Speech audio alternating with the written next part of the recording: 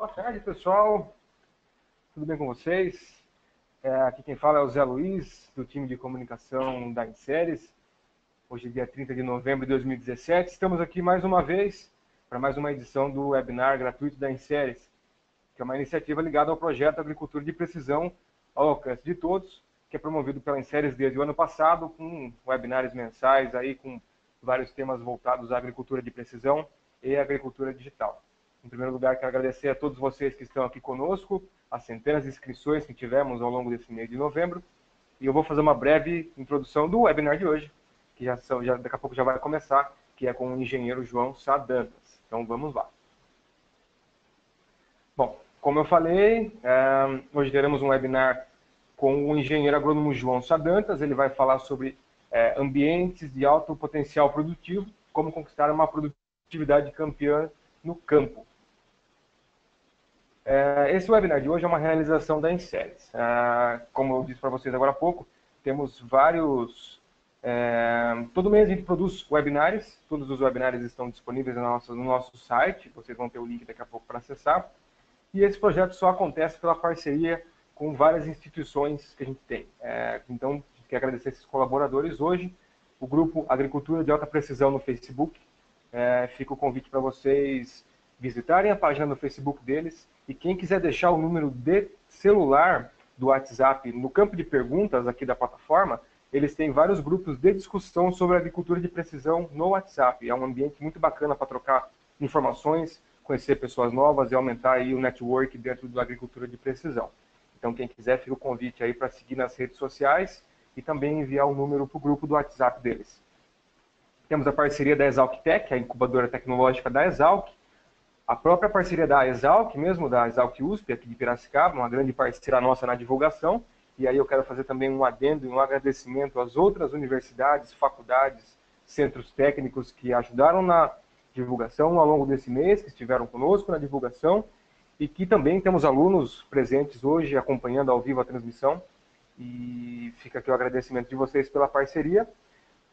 E os últimos dois agradecimentos ao portal Vida no Campo, que é um grande parceiro de divulgação nossa. É uma página muito bacana, com conteúdo muito relevante sobre agricultura.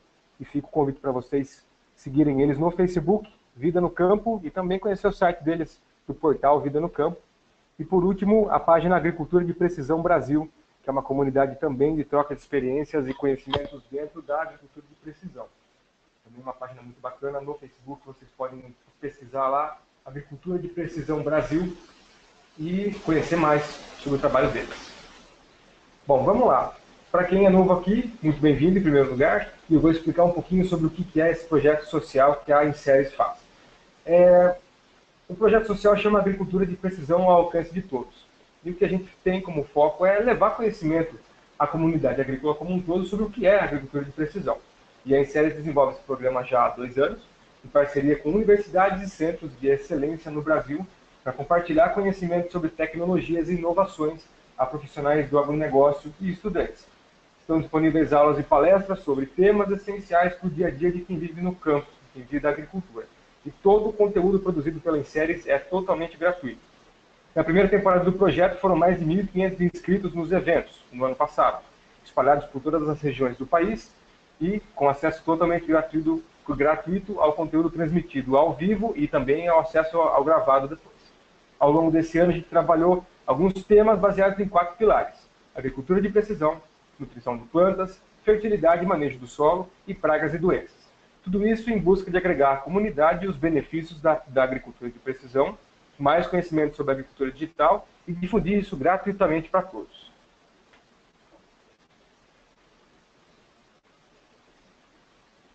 Bom, muito prazer, somos a Inseres. Explicando um pouquinho, a gente é uma startup criada em 2013 que desenvolve softwares inteligentes para o manejo da agricultura.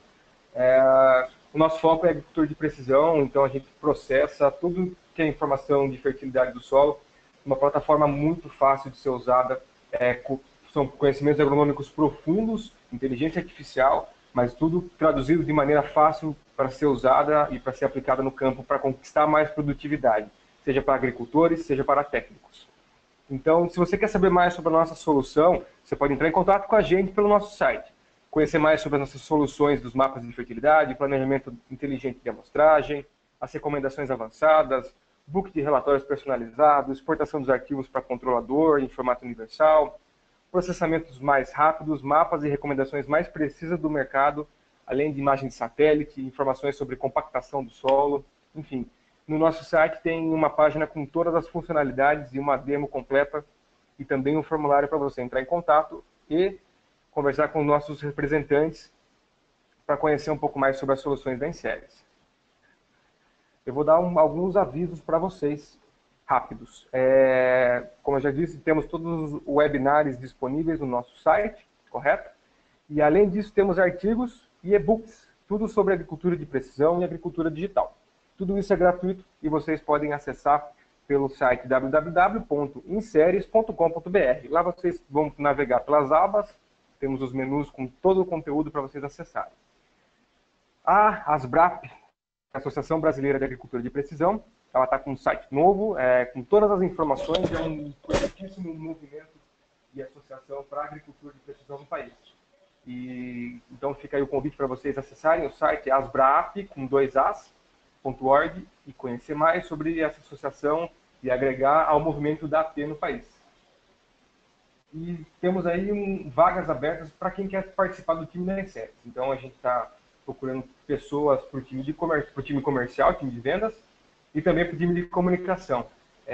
Tanto o pessoal da área de comunicação, quanto o pessoal de agronomia e áreas correlatas. Então, quem quiser estar interessado e quer mais informações, é só mandar um e-mail para inseres@inseres.com.br e entrar em contato com a gente para saber mais essas informações sobre as vagas. Aviso sobre o webinar. Apenas os participantes da transmissão ao vivo recebem o certificado de participação. Então, se você acompanhou com a gente aí o webinar agora que está acontecendo, vocês vão receber o certificado, que vai estar disponível somente na semana que vem, correto? Vocês vão receber um e-mail com a confirmação de que podem acessar o certificado online com todo o passo a passo também. Então, fiquem tranquilos, no começo da semana que vem os certificados vão estar disponíveis. E a página de acesso também é a mesma dos webinars, é www.inseres.com.br/webinars. Se não recebeu o certificado, assistiu à aula online e não recebeu o certificado, é só mandar um e-mail para inseres@inseres.com.br e a gente vai atender você da melhor maneira possível. Amanhã, após as 13 horas, horário de Brasília, você vai poder assistir esse webinar na íntegra, quando e onde quiser. O link é o mesmo que está acima aí no slide, é o www.inseres.com.br/webinars. Lá você vai poder assistir o webinar completo, com tranquilidade, acompanhar bem, tirar dúvida, e lá também você vai poder mandar dúvidas que você tem enquanto você assiste, para o nosso webinarista responder depois no artigo complementar da Inseres. Aqui no webinar você interage e ajuda a apresentar também. Tem uma caixa de interação do lado direito da sua tela, na plataforma, que você pode mandar sugestões, comentários e perguntas ao vivo para o apresentador. As dúvidas vão ser recebidas e organizadas por mim e vão ser respondidas pelo João no fim da palestra, por volta de 18h15, 18h30. Vocês podem mandar perguntas o tempo todo. A gente vai recebê-las aqui, vai filtrar e vai passar para o João no final, ok? Não esperem no final para mandar as dúvidas. Podem mandar enquanto ele está apresentando o slide e a gente recebe. Logo na sequência, acho que amanhã de manhã, vocês vão receber uma pesquisa rápida de opinião sobre o webinar. A gente quer saber o que vocês pensam do projeto, o que vocês acham do projeto. Sugestões também para o ano que vem, de temas e palestrantes e tudo mais que vocês possam agregar para a gente, porque estamos chegando aí hoje é o penúltimo evento do ano e em 2018 a gente vai trazer um monte de novidades para vocês e queremos a sua opinião. Vamos lá. O webinarista de hoje é o engenheiro agrônomo João Sadantas. Ele é formado pela Faculdade de Ciências Agrárias e Sociais de Itapeva e atualmente ele faz mestrado em fitotecnia pela Escola Superior de Agricultura Luiz de Queiroz, a Exalc USP aqui de Piracicaba. Ele foi consultor campeão do Desafio da Máxima Produtividade da Soja na região Sudeste em 2015, no evento promovido pelo Comitê Estratégico Soja Brasil, o CESB. E ele alcançou a marca de 122,99 sacas por hectare em Capão Bonito, São Paulo. Além disso, ele é consultor em 5 estados e atua nas culturas de soja e algodão. Pessoal, muito obrigado pela inscrição, pela parceria de vocês, por estarem aqui conosco hoje. Todo mês eu tenho a grata a missão de comunicar a vocês que batemos mais um recorde de inscritos, então tem muita gente acompanhando ao vivo, teve muito inscrito, e vocês podem compartilhar com sua rede de contatos os links de inscrição que estão no site da Inseres ao longo do evento, porque enquanto o João está fazendo a palestra, a gente pode, as inscrições ainda estão abertas, então pode mandar para o pessoal aí que vocês acham que vão se interessar, para que eles participem, acompanhem e perguntem para o João também. Quem quiser entrar em contato conosco, inseres@inseres.com.br, www.inseres.com.br, no Facebook e no Instagram, é só pesquisar Inseres, e a gente deixa um pedido para vocês também. Usa a hashtag Inseres nas redes sociais, Instagram, Facebook, Twitter, porque a gente quer interagir com vocês ao vivo também, enquanto o João faz a transmissão do webinar, ok? Vamos lá? Só um minutinho aqui, que eu vou passar a apresentação para o João. E ele já vai começar com vocês aqui. João, tá me ouvindo bem? Sim, estou ouvindo. Maravilha, então. Vou passar a apresentação para você. Muito obrigado por estar aqui com a gente hoje. Se quiser se apresentar, fazer uma apresentação para o pessoal aí, fique à vontade e a bola está com você. Tá. Só para mim se vai estar aparecendo.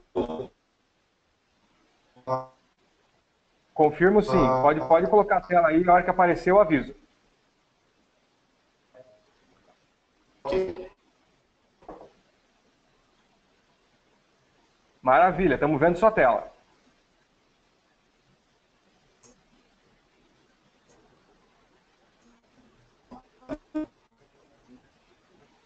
Só colocar no modo apresentação aí e boa.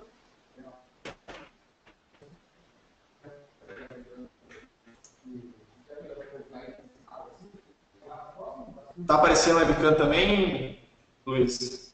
Está aparecendo sim. Caso trave a conexão, é só clicar no ícone aí e desligar a webcam. Aí você segue com o slide só. A gente está vendo o slide, fica à vontade.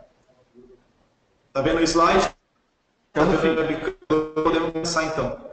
Beleza. Maravilha. Então, primeiramente, boa tarde, pessoal.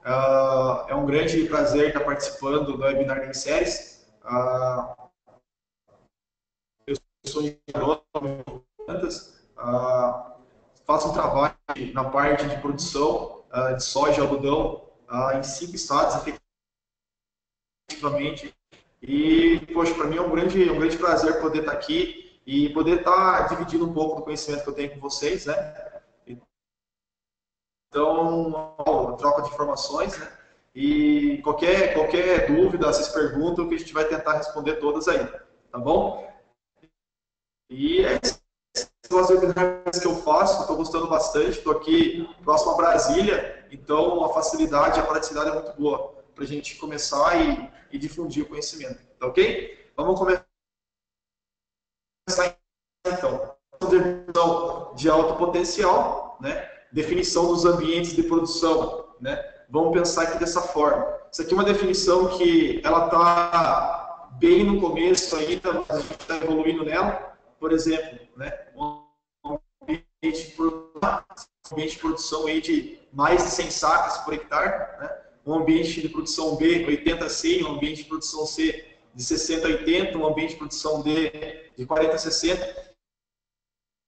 Isso aqui falando bastante do solo, né, falando no potencial produtivo da cultura, certo? Esse ambiente de produção ele pode estar relacionado a solo o clima também. Eu posso ter um ambiente A de clima, eu posso ter um ambiente A de solo de clima, eu posso ter um ambiente A de solo C de clima, eu posso ter um ambiente A de solo D de clima. E assim sucessivamente. Eu vejo que isso aqui é um conceito novo para a soja, ele já existe, foi desenvolvido pelo professor Edu Prado, professor André César Witt, né? E eu vejo que isso é um futuro muito grande para a cultura da soja, para a cultura do algodão e para outras culturas de grande interesse no Brasil, certo? Nós estamos trabalhando incessantemente nisso daqui e eu creio que vamos ter muito bons frutos disso daqui, certo? Isso aqui é um trabalho que eu posso citar bastante, o trabalho do Batiste, ele é pós-doutorado na Exalc USP, professor efetivo na Universidade Federal de Goiás, em Goiânia. Aqui ele fez uma análise de uma área para mim, Capão Bonito, mostrando que a simples mudança da data de semeadura da cultura da soja teve uma diferença aí de 26 sacas por hectare na produtividade real, né? Mostrando que realmente, quando se fala em conceito de ambiente de produção, né, é bem complexo, né? Vários fatores influenciam, né? A parte de solo, a parte de manejo, né? A relação da semeadura é importantíssima, né? A questão climática. Então, mostrando que existe uma complexidade muito grande, né, por trás de tudo isso, certo? Mas aqui é um outro trabalho que ele fez.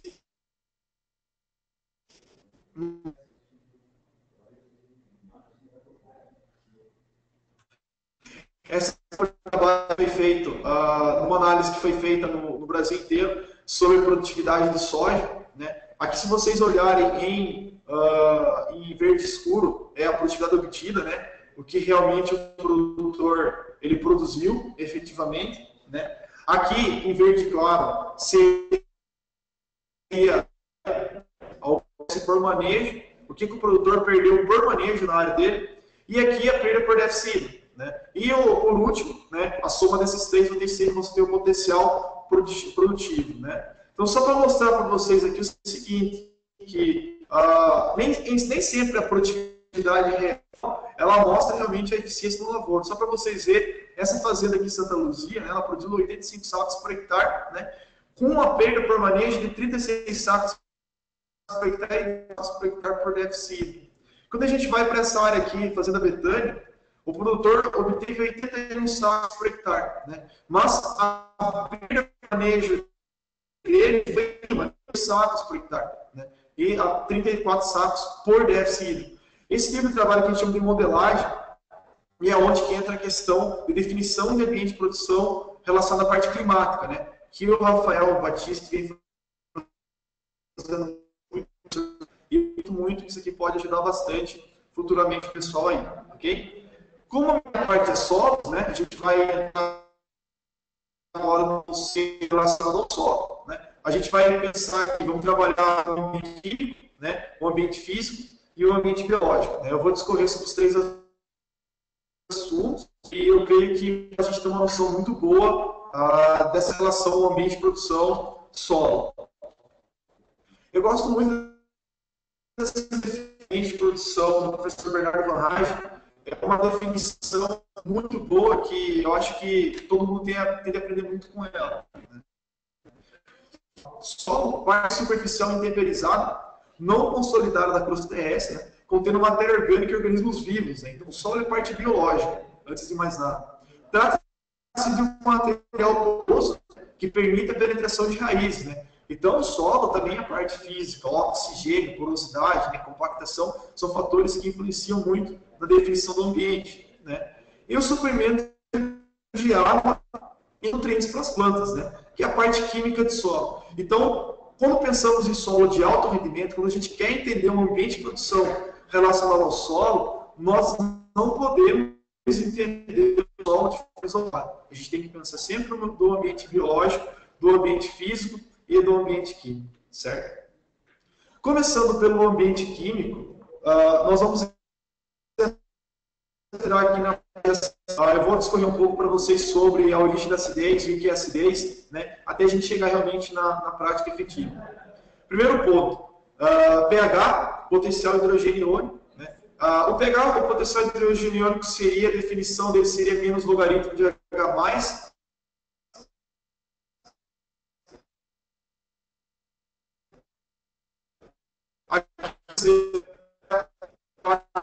menos 4, né, 10, elevado no caso da logaritmo menos 4 mol por litro, né, concentração de hidrogênio no solo, e o pH 6 seria a concentração, né, de 10 a menos 6 mol por litro. O que quer dizer isso? Né?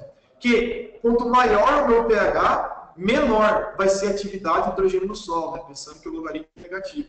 Só para vocês verem aqui, de um pH 4 para um pH 4,6, lembrando que isso aqui em água, a atividade de hidrogênio cai 100 vezes. Né? Então quer dizer o que então? Que quando menor o meu pH, maior vai ser a atividade de hidrogênio no solo.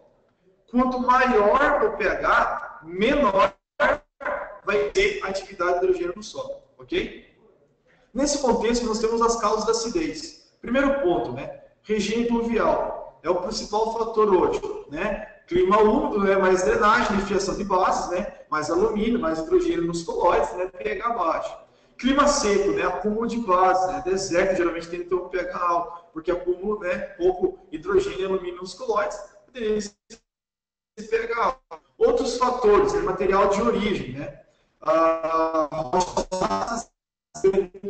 Tendem a originar solos mais ácidos, né? Rochas básicas, calcário e basalto, tendem a originar solos menos ácidos. Alguns fertilizantes também, como tipo de fertilizante que é hidrogênio no solo, você está fazendo o quê? Diminuindo o pH, aumentando a atividade do hidrogênio no solo.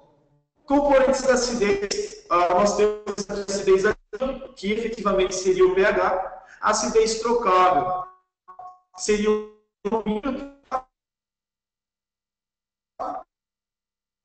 e esse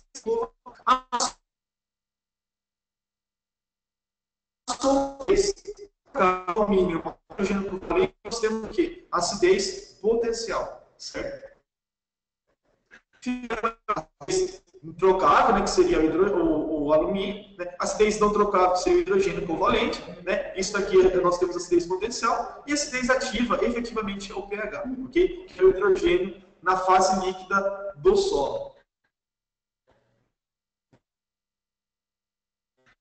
Só para ácido, né? É um colóide que no caso complexo argilo 1, né? Nós temos a solução solo com muito hidrogênio, e aqui nós temos poucas bases no complexo de troca, né? Nós temos pouco cálcio, né? Pouco potássio, pouco magnésio, então automaticamente a dimensão de base está baixa, né? Então, quando a gente pensa em efeito de calagem, que é o principal fator para o combate da acidez, é a reação do calcário essa aqui, né? Você tem o carbonato de cálcio e magnésio, você aplica ele no solo, ele reage com água, libera o cálcio e o magnésio para a nutrição, forma 2 carbonatos, né?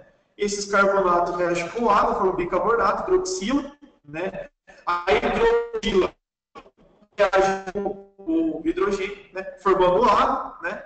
E a questão da hidroxila também reagindo com alumínio, formando hidróxido de alumínio, né? Esse é o processo de correção de solo. Esse aqui é um solo, né? Corrigir os cálcio magnésio ocupando o complexo de troca, quando você tem um V% alto, né? Você aumentando o V%, você consequentemente diminui o pH, né? E aqui é o potencial hidrogênio iônico, né? Ele aumentando, né? Pensando em a concentração do solo diminuiu, ok? Aqui alguns corretivos da acidez, uma adaptação dessas em carbonato, de cálcio, de magnésio e seu poder de neutralização, né? Óxido de cálcio, magnésio, só para vocês terem como conhecimento, como o material vai ficar para todo mundo, é importante.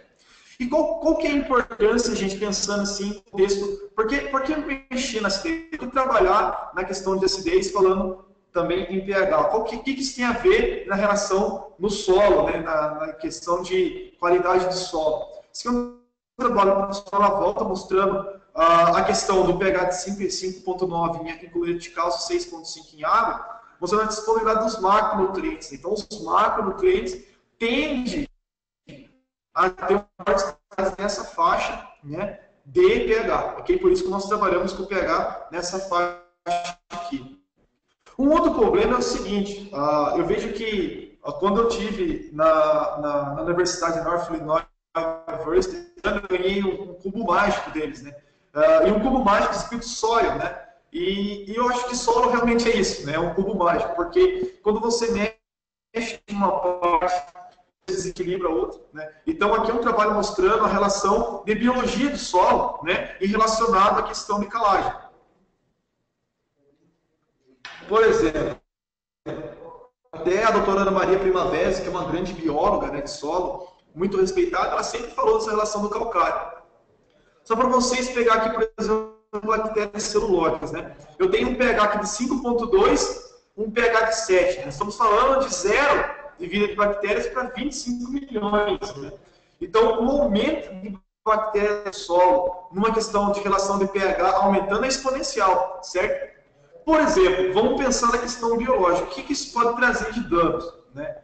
Hoje nós temos na agricultura do Cerrado problema de filtração, né? Nós temos um sério problema de filtração, calagens superficiais com doses altas, né? Muitas vezes esse calteg se dissolvendo no solo, né? E muitas vezes superfície, naquela camadinha de 5 centímetros, né? O solo tende a elevar o pH muito, né?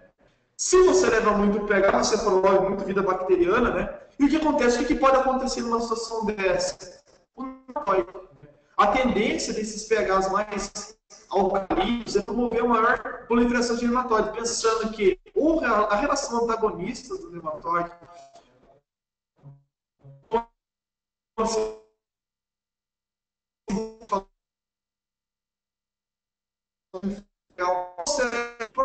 né? Muitas vezes então é para você ver como que é complexo. Muitas vezes a calagem superficial feita sem critério, né? Muitas vezes você pode ter problema na parte biológica, como o nematóide. Então, se vocês observarem, andarem pelas lavouras aí, aonde tem mancha de calcário, vocês podem observar, arranca uma plantinha de soja lá, que vocês vão ver que tem nematóide.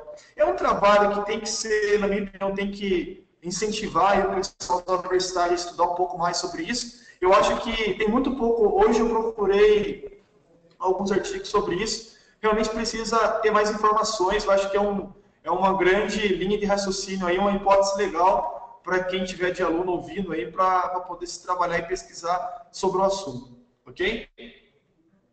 Um outro fator importante que a gente vai falar sobre relação de carga zero, inversão de cargas, é um trabalho muito legal que foi feito, na minha opinião, um trabalho fantástico que foi desenvolvido pelo professor Van Rij na década de 70. É um dos trabalhos mais citados no exterior, falando em relação de um brasileiro com citações, esse trabalho é muito bem citado, que é a inversão de cargas, né? Por exemplo, eu tenho um solo aqui, que a minha PCZ é 3,84, né? No pH 5, por exemplo, eu vou ter o que no solo, né? Predominando cargas negativas, que a gente chama de CTC, capacidade de troca de cátions, né? E, por exemplo, vamos supor que eu tenho um solo com uma PCC 6,16, de inversão de cargas CTA, né? Então a tendência é ter inversão de cargas e você ter um problema, né, na questão de retenção de cargas e profundidade. Isso pode acontecer em que situação? Por exemplo, eu faço em análise de solo, eu gosto muito de análise e áreas com inversão de cargas, gente, e áreas com inversão de cargas é realmente um solo condenado, né? Por exemplo, como que você calcula a inversão de cargas? Você pega o pH em KCl. Pouca gente faz análise em pH em KCl, lembrando que nós temos pH em KCl, em água, cloreto de cálcio, né? Nós temos pH em SNP, né? Mas o pH em cloreto de cálcio você subtrai, né, pelo pH em água, no perfil.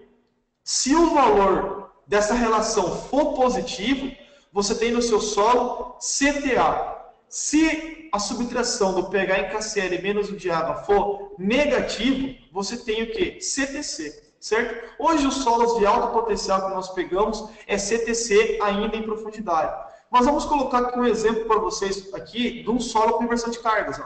Então nessa camada aqui deu inversão de cargas, a subtração de KCl por água, o valor deu positivo, então você tem CTA. O que acontece no solo com CTA? Você não tem retenção de cátions em profundidade. Então a questão do cálcio ó, é praticamente zerada. Né? Se vocês olharem aqui o V%, ó, é praticamente zerado. A questão do alumínio você não vai ter, porque é um cátion, né? Mas quando se fala em cálcio, V%, que são fatores importantes que a gente vai ver para se determinar um ambiente de produção, falando em perfil, você tem um solo já de menor potencial. Só que isso você só consegue fazendo o quê? Análise em profundidade. Então, eu acho que aí que a gente começa a entender a importância de estudar os solos, né, em grandes camadas. Eu já peguei várias áreas aqui no Cerrado com esse problema e o produtor não sabia o porquê que ele não produzia bem na área. E a gente descobriu o porquê. Né?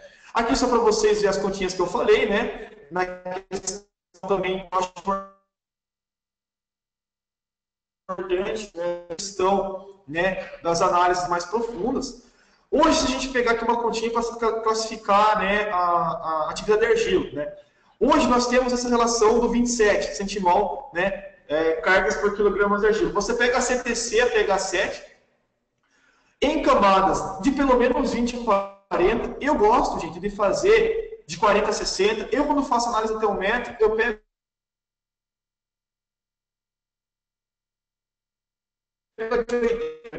pego CTC vezes 1000, né? Dividir em gramas por quilo, porcentagem em gramas por quilo. Por exemplo, se essa relação, você tem uma relação menor do que 27, né? Você tem o quê? Um solo de argila de baixa atividade. Acima de 27, argila de alta atividade. Só que, gente, isso aqui, na minha opinião, se tiver algum cientista na parte de química de solo aí ouvindo o webinar, eu acho interessante porque a gente tem que estar começando a repensar alguns conceitos. Gente, eu tenho um solo aqui de 26, né, por exemplo. Considera-se uma argila de baixa atividade, mas na minha opinião já é uma argila muito alta de atividade. Hoje, se vocês pegarem, que eu vou mostrar na próxima slide, gibicita, goetita, é atividade 5, gente. Né? Então você pega aí uma caulinita 10, né, uma relação de atividade. Então, quando se fala de argila de baixa atividade, acho que a gente tem que estabelecer como foi estabelecido na classificação química pedológica. Um solo eutrófico, mesotrófico e distrófico. Por exemplo, eu tinha uma saturação de 49 no perfil, já entraria como distrófico, depois que veio o meso. Eu acho que aqui, nesse meio termo aqui, ó, futuramente tem que entrar uma situação de argila de média atividade. Por exemplo, vamos supor de 18 a 26, por exemplo. Abaixo de 18, baixa atividade, 18 a 26, média atividade, e acima de 27, alta atividade. É uma dica aí que eu acho que a gente pode evoluir nesse conceito. O que tem a ver uma argila de baixa atividade e alta atividade com uma relação, né, de ambiente de produção? A questão de manejo, né, a questão de resposta à calagem, gessagem, principalmente na parte física também, né, e na parte de cargas. Né. Um solo com argila de alta atividade quer dizer que ele tem cargas, né, então a CTC desse solo deve ser alto e proveniente muito da argila, né, e também a questão da matéria orgânica. Mas no solo de argila de baixa atividade, quem vai mandar nas cargas desse solo, na CTC, realmente é o carbono, né? A matéria orgânica. Então, nesse sentido, é importante a gente frisar em solos que tem que usar pouca grade, pensando em energia de baixa atividade, quando você oxida a matéria orgânica, está oxidando basicamente cargas também, um solo que responde muito bem a plantas de cobertura, a braquiária, né? Então, a gente tem que começar a não só a braquiária, mas também outras plantas, né? Trigo, aveia, né, milheto. Então eu vejo que nesse sentido a gente tem que começar a evoluir nisso aqui também. Aqui só para vocês verem uma relação né? Nós temos aqui gibicita, goetita, caulinita, só para vocês verem a questão, né, da relação de atividade de argila, né, e a questão de cargas permanentes, né, 0, sim, né, então são solos altamente responsivos ao carbono, né, um solo que a tendência, né, desses solos a CTC vir proveniente, né, da matéria orgânica. Então isso que é importante também na classificação, né, no caso esses dois são óxidos, argila 1 para 1, e essas de cima aqui 2 para 1, ok? Agora a gente vai entrar no conceito atualmente. Eu vejo que a ciência de solo, gente, eu vejo que realmente o solo é uma ciência já mais antiga, ela teve suas evoluções muito grandes, né, com contribuições da Embrapa, professor Van Rage, professor Godofredo Cesar Witt, né, o professor Alfredo, né, então eu vejo que o próprio, né, o professor Yamada também ajudou muito na situação. Estou citando os nomes que estão vindo na minha cabeça, sim, o professor Malavolta, né, mas eu vejo que quando se fala hoje de definição de ambientes de alta produtividade, todo mundo me pergunta, João, o que eu tenho que fazer para me produzir sem saco de soja? Gente, primeiro ponto, tem um termo em inglês que se chama plant gear. O que seria isso? É uma engrenagem da planta, né? Eu gosto muito, é uma frase que o brasileiro fala bastante. Gente, a roda já é inventada, né? Então não precisa inventar a roda, a gente tem que fazer ela girar. Usar os conceitos agronômicos, né? E realmente aplicá-los, né? De verdade, né? Então esse conceito aqui, que foi um protocolo desenvolvido pelo SESB, em 2015, quando eu comecei a participar com eles, né, o Henry Sacou, que era o coordenador na época do SESB, hoje ele é meu sócio, né, o Henry coordenou essa parte do protocolo de fazer o quê? Identificar por que uma planta de 100 sacas de soja, por que ela produzia 100 sacas de soja? Quais características de solo levavam uma planta a produzir 100 sacas de soja por hectare? Daí vem um rapaz falar para mim, pô, João, mas uma soja de 100 sacos por hectare, no campeonato de SESB, uma horinha pequena e tal. Eu pergunto, gente, tudo que nós temos de ciência hoje começou onde? Gente, começou numa placa de Petri dentro do laboratório. Toda ciência começa no micro. Você tem que entender a ciência no micro, depois expandir para o macro. Isso é vital, gente. Então, beleza, a área é pequena, sim, mas eu acho que a variabilidade é pequena, também isso é um grande motivo da gente estar estudando essas áreas. E os resultados que o SESB trouxe, gente, foi de grande importância, na minha opinião, para a comunidade científica, né? E dentro desse conceito, a gente vai conversar e vamos desenvolver uma linha de raciocínio. Né? Isso aqui é um software chamado Zafira, um software da Embrapa, que mostra a questão do volume radicular em milímetros por camada. Né? Aqui, por exemplo, nós temos uma área de Ponta Porã, que na época, em 2015, ela foi uma das ganhadoras do SESB.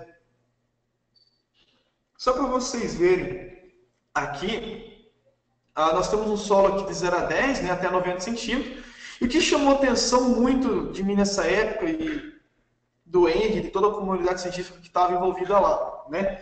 Poxa, uma área de alto rendimento para uma área do padrão comercial do produtor, que também já é uma produtividade alta, se quer fazer da TAM lá em Ponta Porã, o consultor era o Arthur Edwards, né? Você observa um volume radicular muito diferente nas áreas, né? Falando em profundidade de 0 a 10, né? Você via que um volume radicular muito semelhante, né? Mas em profundidade existe uma diferença muito grande em volume radicular. Poxa, é interessante. O que isso tem a ver? Por que isso está refletindo em produtividade? Será que é isso realmente que está refletindo? Vamos estudar, vamos ver. Outra área de Campo Bonito, isso aqui foi a área que eu conduzi junto com a Elisa Baldissera, que é uma produtora exemplar ali do sul de São Paulo, com médias altíssimas, né? Você pega a área comercial dela lá de 78 sacas na época e a área de 122 sacas por hectare, a gente observou o mesmo fator, né? Uma diferença muito grande em volume radicular nas áreas a partir da camada de 10 a 20 centímetros. Olha que diferença. No volume de raiz por milímetro por camada, aqui no caso está 1,60 m. Poxa, é algo que você tem que estudar. Então agora a gente começou a pensar o quê? Quais são os conceitos de ambiente de produção na questão do sistema radicular e por que a soja, a cultura da soja respondeu a esse ambiente, falando em capacidade de enraizamento. Primeiro, que é um trabalho do Marshall, né, Mineral Nutrition of High Plants, é um livro fantástico, acho que para quem estuda solo conhece, né? Aqui é um trabalho que, no caso, está citado do Adams, que tem muito trabalho sobre raiz em algodão, o cara que é um trabalho de algodão, né? Mostrando que, você pode ver a referência aqui, ó, bem antigo, mas olha que legal esse trabalho. Ele mostra o quê? Se vocês observarem 20% na CTC, segundo ele, quando você tem um solo a menos que 30% aqui, ó, de cálcio na ZTC, né, você tem um sistema radicular pouco desenvolvido.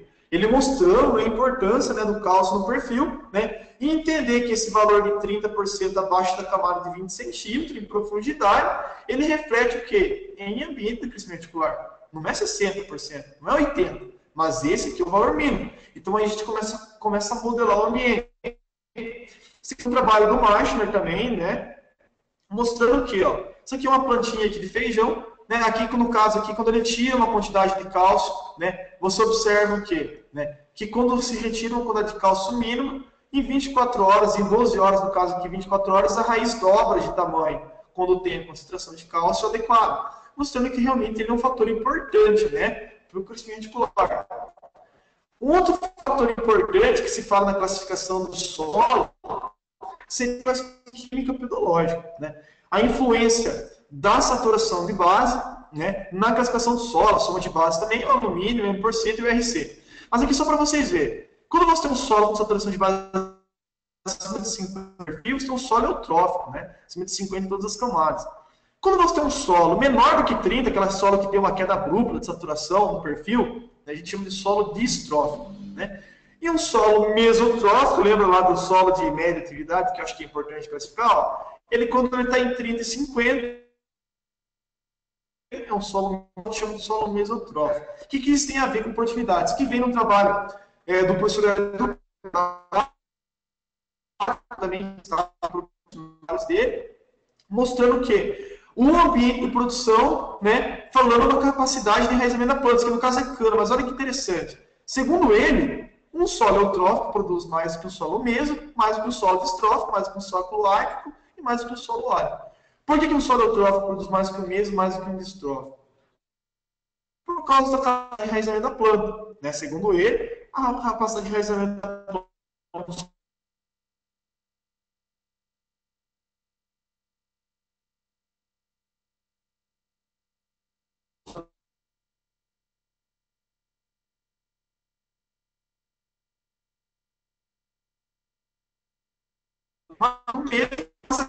Campeões do SESB, é um trabalho até publicado pelo Henry e pelo SESB, mostrando que nenhuma área que passou de 100 sacos por hectare é distrófica. Ela é no mínimo mesotrófica. Né? Algumas áreas até eutróficas. Né, gente? Então, se a gente pensar nesse segmento que, poxa, para mim classificar esse solo tem que ter uma análise profunda, sim, mas a importância disso, o que isso está refletindo na produtividade. Né? Eu consigo corrigir um solo, que é um trabalho que eu publiquei com o Henry aqui, né? Só para vocês verem a capacidade de enraizamento da soja, chega a 3 metros de profundidade. Né? Mas, poxa, João, por que isso aqui vai refletir em produtividade? Por que esse sistema radicular desenvolvido, né, ele vai refletir em produtividade? É o que a gente vai estudar agora nos próximos slides aqui. Né? Então, hoje, gente, nós estamos entendendo o solo nessa camada aqui, ó,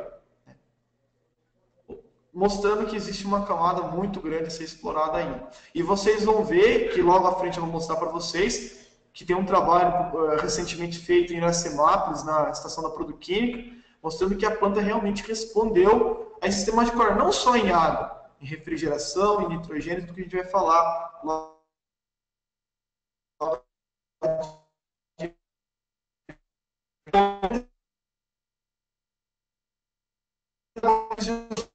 Falando no ambiente de produção, na parte de enraizamento, por que essa questão do solo de alto potencial de exploração radicular tem um alto potencial produtivo? Primeiro ponto, né? Quando se pega a formação da plantinha lá, 96% da planta o que é? É carbono, gente. Oxigênio e hidrogênio, carboidrato. É relação solo, planta, atmosfera, fotossíntese. Gente, apenas 4% da planta é nutriente. Então, o que acontece? Esse fator aqui, ele rege o maior potencial hoje, falando em planta, capacidade de produção de energia, né? Que é isso daqui, falando em carboidrato, que a gente fala hoje que responde por mais de 90% da cultura da soja.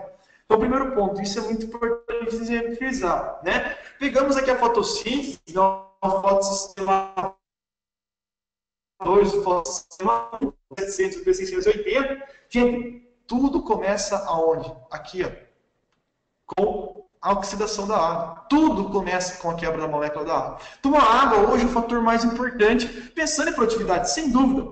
Mas, João, e a parte nutricional, sim, a planta não come nutriente, ela bebe nutriente. Então, quando a planta absorve água, consequentemente, fluxo de massa, difusão, interceptação radicular, a questão da absorção, né, de nutrientes também, e o transporte até a planta, certo?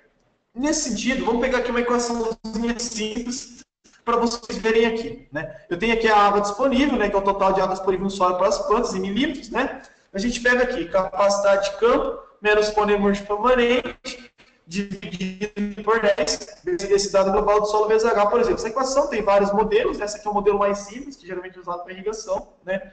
Mas vamos entender essa equaçãozinha aqui, né? Capacidade de campo no solo, relação da argila, né? Aqui seria uma constante, a densidade relacionada à densidade do solo, né, que você pode medir por anel, né, e a questão do H. Agora pensem comigo, pessoal, qual fator agronomicamente é possível aumentar, né, a gente realmente controlar, pensando em estimulada hídrica para a planta? É a capacidade de enraizamento da planta, certo? Então, isso daqui define o potencial, né, de água, né, o potencial realmente de uma planta seria a capacidade de produção radicular. Gente, é muito importante a gente frisar, a água que vem da planta não vem da chuva, não vem do pivô. A água que vem da planta vem do sistema radicular. Então, mesmo em áreas irrigadas, mesmo em áreas que eu trabalho com manejo de irrigação, a capacidade de enraizamento é importante, né? Pensando que a água que vem da planta vem do sistema radicular. Certo? Nesse contexto, por exemplo, eu tenho aqui a fenomenologia do soja, mas pode variar, né, e vai variar, né, quando se fala em evapotranspiração real no local, mas a soja, gente, chega a usar 8 milímetros por dia, né, por metro quadrado. Por que a planta de soja utiliza tanta água? Lembra lá, 96% da planta é isso, né? Mas, basicamente é o seguinte, 98% da água que a planta utiliza é para refrigerar a planta, né?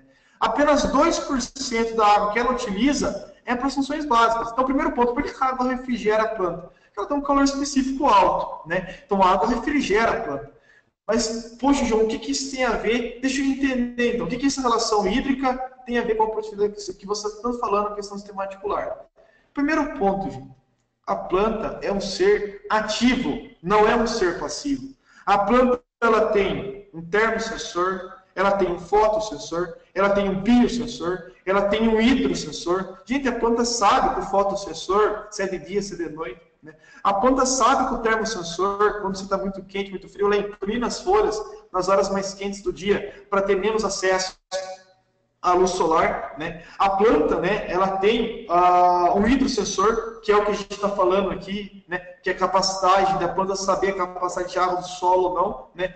Esse hidrossensor é uma proteína chamada TTH4, né, que ela fica no sistema articular, ela consegue identificar, né, a capacidade de água no solo, a abertura e fechamento de estômago, concentração de ácido físico, a acidificação do citossol, né? Então essa capacidade de hidrossensor, a planta existe, né? A planta consegue perceber o ambiente. E a planta também tem um biosensor, a capacidade de entender o ataque de pragas e doenças, né? Então é muito importante a gente entender que a ativa, ela percebe o ambiente.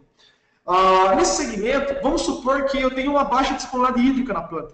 Vamos supor que eu estou entendendo meu solo em 10 centímetros, né? 10 centímetros, gente, de solo, vamos falar de uma capacidade de água aí de 18 milímetros, né? 18 milímetros de água numa situação aqui de evapotranspiração, aí de alta concentração, estamos falando de 2 dias, muitas vezes, de CAD, né? A planta vai fazer o que no terceiro dia? O hidrossensor liga, né? Aumenta o ácido físico, acidifica o citossol, fecha o estômago e para de evapotranspirar. Mas qual que é o problema do fechamento estomático? Gente, o principal problema do fechamento estomático não é o estresse hídrico em si que vai acontecer, lógico, vai acontecer, né? Você vai parar de nutrir a planta, né? Mas, gente, o problema é o estresse térmico. A planta fechou o estômago, automaticamente ela deixa de se refrigerar, né? Nesse contexto, se ela deixa de refrigerar, ela entra numa situação de declínio fisiológico muito grande, porque a capacidade de refrigeração da planta vem da água, né? Então, esse contexto, gente, que muita gente não percebe, que muitos solos do Brasil, e a temperatura alta é um grande problema quando se fala em fechamento estomático, em ciclo circadiano, né? Gente, a capacidade de refrigerar a planta vem daqui, ó, vem do sistema radicular. E esse ambiente aqui, gente, é muito pouco explorado hoje em dia. E ele tem que ser mais entendido, né, de uma forma consciente e racional para se modelar o ambiente, né? Então, eu acho que é muito importante a gente pensar nesse segmento, de começar a entender realmente, gente, qual que é a importância de entender o ambiente solo. É isso, gente, 96% da planta é isso. O fechamento estomático vai fazer com que a planta pare de se refrigerar, pare de se nutrir, né? E nesse contexto, você tem uma situação de perda de produtividade, declínio fisiológico, ok? Só para vocês verem que uma adaptação de paisagem, então quer dizer que maior fluxo de concentração de carbono na atmosfera é pequena, a concentração de carbono é alta, né? Via estômago. Então, quando se fala em carbono, 45% da planta é isso, né? Agora a gente vai entrando no nosso de raiz, certo? Por exemplo, eu tenho aqui, né, um sistema radicular em superfície e um sistema radicular profundo.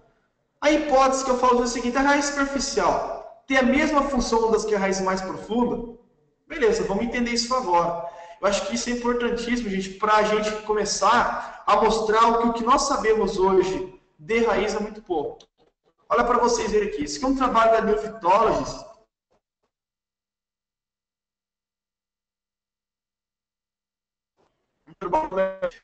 Shallow Roots, Deep Roots, né? Pegou as raízes superficiais, né? As raízes do terço médio, né? E as raízes mais profundas, certo?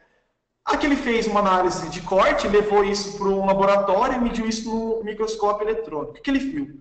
Que o raio radicular das camadas profundas daquelas plantas era muito maior do que do terço médio e muito maior do que o terço superior. Até se vocês olharem aqui, ó, quando fala deep roots, shallow roots e stems, vocês podem olhar aqui, ó, a capacidade, né, de capacidade hídrica da raiz, ó, que chama de condutividade hidráulica, da raiz profunda do terço médio e terço superior.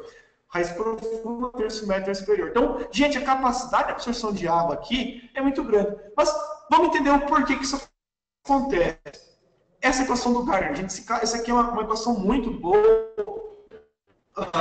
que foi desse pesquisador aqui, de 1960. O que ele fez? Ele pegou uma raizinha lá e modelou, através de uma equação que modelagem a gente chama que a capacidade de montar uma equação muito bem feita que ele fez de entrar água na planta, né? Vocês pegam aqui, por exemplo, essa aqui é a equação que ele montou lá, uma equaçãozinha doida aqui, mas é fácil, vocês vão ver. Sucção final menos a inicial, igual, né, Q dividido por 4 vezes π vezes a condutividade de água no solo, o logaritmo newtoniano de 4 vezes a difusibilidade de água vezes o tempo dividido pelo alfa ao quadrado menos a constante de Deus e E. O que isso tem a ver? O que essa equaçãozinha louca tem a ver? Aqui, ó. Quando se fala em absorção de água, o alfa significa o raio radicular. Então, se eu tenho uma raiz mais profunda e o meu raio radicular aumenta no perfil, teoricamente, essa raiz é para absorver mais água, porque além do raio radicular aumentar, o meu índice salino, que esse Q minúsculo aqui, diminui, né? O meu perfil, quanto mais profundo for, menor no índice salino. Então, nesse sentido, surgiu-se uma hipótese que aquelas raízes lá embaixo estaria fazendo o quê? Estaria fazendo com que a planta absorvesse mais água, né? Então, olha que bonito isso daí. Mas vamos ver se tem algum trabalho científico mostrando isso. Tem. Esse aqui é um trabalho do Hydes, de 1980. Ele é da Universidade de Iowa State, né? Eu tive o prazer de conhecer ele ano passado quando eu fui lá, né? Vocês observam que aqui, ó, soja, sorgo e milho, né? Olha para vocês verem aqui, ó. Soja. A densidade da raiz diminui no perfil. Tá vendo que o trabalho dele mostra isso? É lógico que vai diminuir. Por quê? Por causa da questão de oxigênio, né? Então a difusão de oxigênio diminui no solo, a tendência do volume radicular diminui também.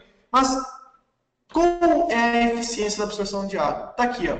Ele fez um trabalho com soda de nêutrons, de 0 a 15, 15 a 30, de 30 a 60, de 60 a 90, de 90 a 1,20 m, 1,20 m, 1,50 m. Ele fez o quê? Ele observou durante 3 dias qual que foi a quantidade de absorção de água pela planta. E principalmente, pessoal, quanto de água veio de cada camada. Aqui no caso da soja, tem o do sorgo aqui do lado, tem o do milho aqui também. Vamos ver aqui para vocês da soja. De 0 a 15 veio 2 milímetros, dos 14 que a planta absorveu, que ela usou nesses 3 dias. Por que ela usou essa água? Para refrigerar, né? Para nutrir, para fazer com que ela fizesse fotossíntese, todo o processo que a gente falou anteriormente. Só que esses 2 milímetros aqui de 0 a 15, tem um erro aqui na minha opinião, porque ele deveria ter cobrido o solo, ele não cobriu, né? Então pode ser que tenha evaporado um pouco. Vamos pegar daqui para baixo, então, a capacidade de absorção de água, de 15 a 30, 0 a 61 milímetros. Olha daqui, de 30 a 60, 2 milímetros, 0,62. De 60 a 90, 3,12 milímetros. De 90 a 1,20 m, 1,54 milímetros. E de 1,20 m a 1,50 m, 4,36 milímetros. Quer dizer o quê, pessoal? Que 80% da água que a planta utilizou veio da onde? Em profundidade. Mostrando que realmente a capacidade da planta usar água no perfil é muito grande. E olha para vocês, esse aqui é o meu trabalho de mestrado, que eu fiz junto com o professor Durval e na Exalc. Vocês verem, aí de Piracicaba, da fazenda aí de Piracicaba, do Passos lá, uma área compactada aqui, ó, a 20 a 30, 2 megapascal. Então, provavelmente a raiz não tenha passado dessa camada, né? Olha o que acontece, ela absorveu a água dela, tudo em superfície, né? Até de 0 a 30.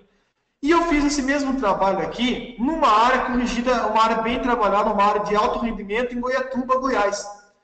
Uma área com compactação baixa, né, índice de cone menor, né, do que 1,5 MB, que é o que a gente vai falar de física de solo depois. Olha que lindo, gente. A absorção de água foi alta em todas as camadas. Em todas as camadas.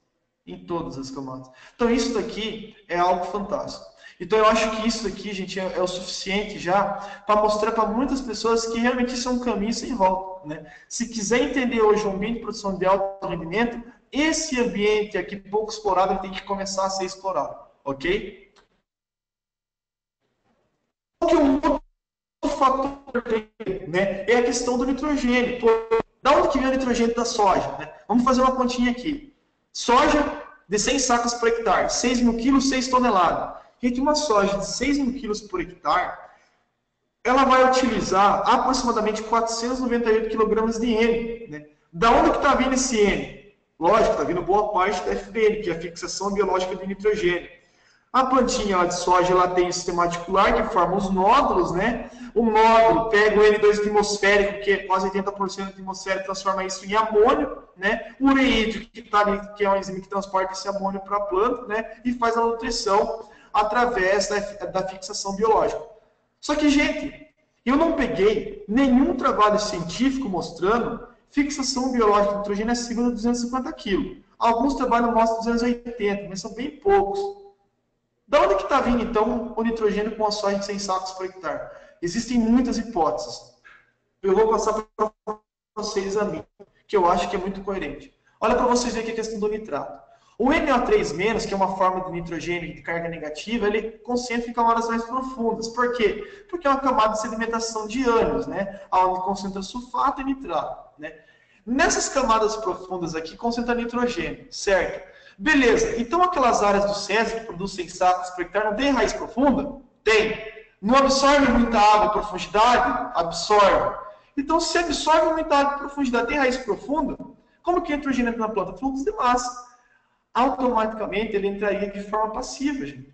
Então, hoje, quando eu falo em ambiente de produção, um sistema radicular profundo, além de manter o estômago aberto, né, refrigerar a planta, assimilar carbono, produzir fotossíntese, a questão também da assimilação de N. Muitas vezes uma soja não passa de 100 sacos por hectare por não explorar esse ambiente aqui. Né? Você pega hoje, é um conceito, gente, nunca uma área irrigada passou nunca uma área irrigada ganhou o campeonato Césio, sempre foram áreas sequeiras, né? E quando se tem áreas irrigadas que ganham o Césio, são áreas que têm uma exploração radicular boa, né? Por causa de oxigênio, problemas de doença de solo, né? Problemas de compactação, cultivo intensivo, né? Então a área irrigada, sim, também precisa desse sistema de trabalho. Lembrando que a irrigação, quando se fala em água, ela tem que ser de forma, gente, como a gente chama, uma irrigação de emergência, né? Ela teria que ser dessa forma. Não a gente depender dela em situações que você não possa explorar o solo. Lógico, em situações de solo que você tenha pedra, né? Em situações de solo superficial, sim.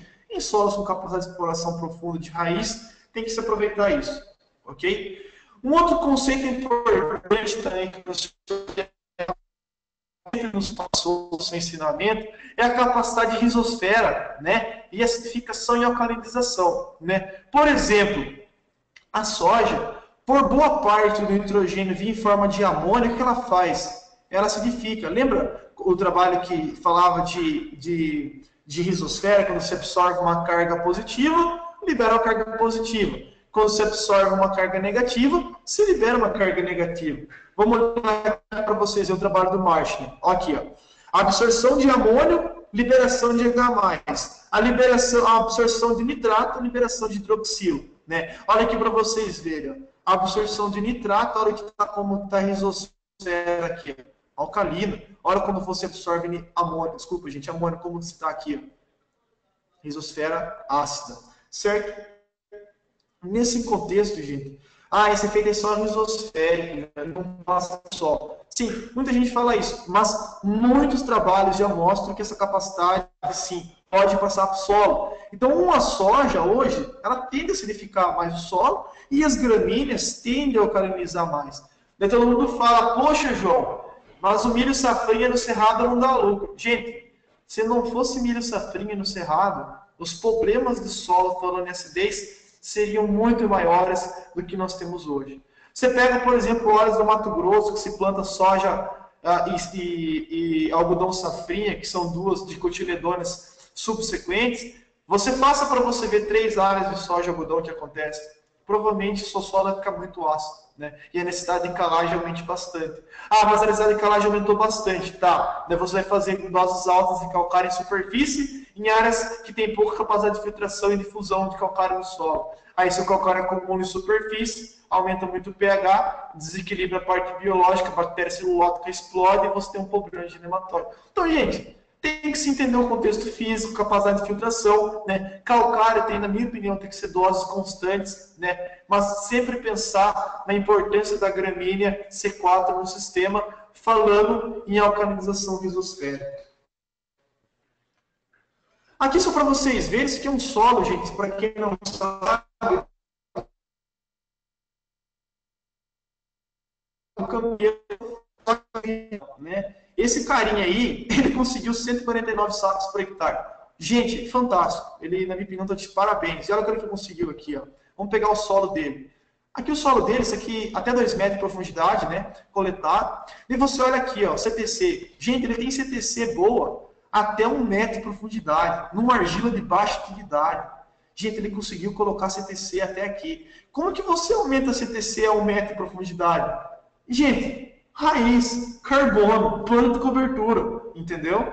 E olha que interessante que o solo dele de 0 a 20, ó, é um solo normal, gente, um solo com saturação simples, né, 54, né, aqui na média aqui vai dar um 46 e tal, um solo bem simples, né, de saturação. Mas você olha no perfil, ó, até 2 metros de profundidade, um solo com quebra de saturação muito pequena, um solo mesotrófico, um solo com alumínio extremamente baixo no perfil. Então, gente, um ambiente de produção de alto rendimento se define dessa forma. Eu tenho que entender como que meu solo está em profundidade. Olha o pH dele, chega até a aumentar aí embaixo, porque aqui pode ter uma hipótese que eu acho muito interessante, que é um solo que pode estar absorvendo muito nitrato em profundidade também, certo? Sobre aqui tem a absorve, então, nitrato em profundidade, o que é esses trabalhos? Está aqui, para quem quiser, tem 4 artigos, é só clicar no link e acessar, mostrando que a planta, sim, absorve nitrato no perfil. Ok? Isso aqui é um trabalho mostrando que tudo faz sentido, por causa desse segmento. Nós temos aqui pH de 4.2, 4.3, né? Um pH de 4.4 e 4.9 e um pH de 5 a 6, né? Em profundidade, gente, de acordo com o pH aumentou, o que aconteceu? A absorção de água aumentou também. Então, a importância, gente, do perfil na absorção de água é vital. E água corresponde a 96% da planta. Ok? Beleza, da parte química eu tentei dar uma abordagem geral para a gente entender um pouco sobre como se definir ambiente. Vamos na parte física agora, né? Compactação. Né? Um problema muito sério. Hoje, na minha opinião, é até maior do que o químico em muitas situações. Como se diagnosticar a compactação, gente? Muita gente conta petróleo tem que ser na capacidade de campo. Mas, gente, nós precisamos quantificar. A gente precisa saber onde está melhor, onde está pior. E quando se fala em quantificação, é muito importante utilizar algum tipo de aparelho, né? Então, isso daqui eu gosto bastante, defendo a utilização de penetrômetro sim nas áreas, ok? Aqui só para vocês verem capacidade de campo do solo, sempre compactação em silicones tem que ter uma umidade calibrada, tá? Eu não tenho, João, a umidade correta no campo sempre. Sim, não tem. Mas se você quiser ter um dado de qualidade, seu solo precisa estar na capacidade de campo. Esse é um trabalho do BN de 2013, ele mostra que MPa é megapascal, é a unidade que vem da física, né? É a relação de força versus espaço, mostra o quê? Um solo de 1 megapascal. Um solo de 1 megapascal, falando em capacidade de enraizamento, que se a gente pegar comprimento relativo, estamos falando aqui em basicamente 100%. Né? E quando se fala de um solo, né, de 1 megapascal e meio, estamos falando em 80%. Né? E quando se fala de um solo de 2 megapascal, 50%. Gente, 2 megapascal, na minha opinião, já é um fator limitante. Intervir, João, com 2 megapascal, gente, quando se fala em descompactação do solo, é um negócio problemático, é um negócio que a gente tem que estar muito atento com isso. E eu falo que não é subsolador que faz descompactação do solo. É planta. Geralmente a gente pensa assim, pô, vou subsolar uma área e vou ter um solo descompactado. Mas muitas vezes só subsolar a área não resolve. Então a capacidade de colocar uma planta de cobertura, saber se o solo é de argila de baixa e média atividade, colocar uma braquiária muitas vezes, um milheto, quando você está no sul, uma aveia preta, um trigo. Então, a capacidade de manter o solo descompactado vem da bioporosidade, que vem do sistema articular. Mas, muitas vezes, a intervenção mecânica é importante para se criar esse oxigênio para ajudar a planta de cobertura a se desenvolver e acelerar o processo. Mas, para isso, ele precisa do quê? Precisa de diagnóstico, ok? Vamos passar aqui, então. Só para vocês terem uma ideia, esse é um trabalho do Bushers. Para cada 1 megapascal, gente, são 12 sacos a menos de produtividade de soja. Aqui está a referência para vocês verem. Então, a questão de compactação é muito importante se falando em altas produtividades. Aqui para o algodão, se fala em 20 bars também. 20 bars equivalente a 2 megapascal. Outro fator importante, que quando se fala naquele espectro aqui de 12 sacos de soja, de onde que vem disso? relação hídrica, força em excesso, anoxia de raiz, que é falta de oxigênio. Gente, o oxigênio hoje é o fator mais importante para o sistema radicular, a raiz respira, certo? E quando se tem o solo compactado, a difusão de oxigênio no solo é muito pequena, né? E também a questão nutricional, né? Um solo compactado, você tem menos disponibilidade de fósforo, né? E menos disponibilidade de potássio. Só para vocês verem que é oxigênio no solo e disponibilidade de potássio e de fósforo, certo? Esse é um trabalho do Novaes, né? Mostrando solo de 1,3 de densidade, 1,1 de densidade e 0,9 de densidade. Olha como que acontece a resposta do fósforo em diferentes situações. Aqui da mesma forma, 1,3 de densidade, solo compactado. De 0 de fósforo a 450 não respondeu. E quando você tem um solo de 0,9 de densidade, um solo com oxigenado, um solo bom de resistência e penetração, a planta responde, né? Mostrando a questão de oxigênio e adubação fosfatada. Aqui você tem vários índices de compactação altos, só para você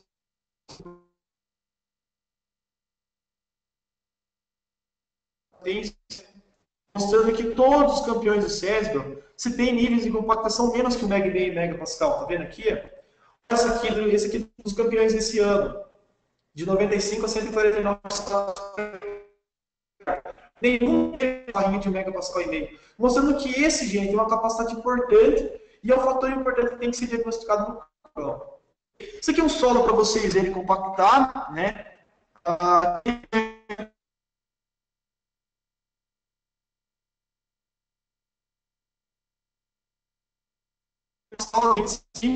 Desce raiz, mas o volume radicular é muito pequeno que se desce, né?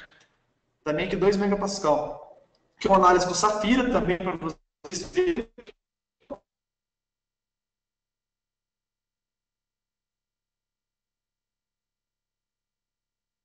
Aqui, trabalhado com plano de cobertura, calagem, gessagem, tudo bonitinho, que foi feito um trabalho de solo também muito legal no Fernando Boldrin, em Rio Verde, quem quiser conversar com ele pode falar. E aqui do lado direito é um solo que ele não trabalhou, foi só milho e safrinha, né?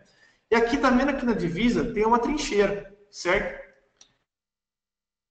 Do lado da sojinha verde,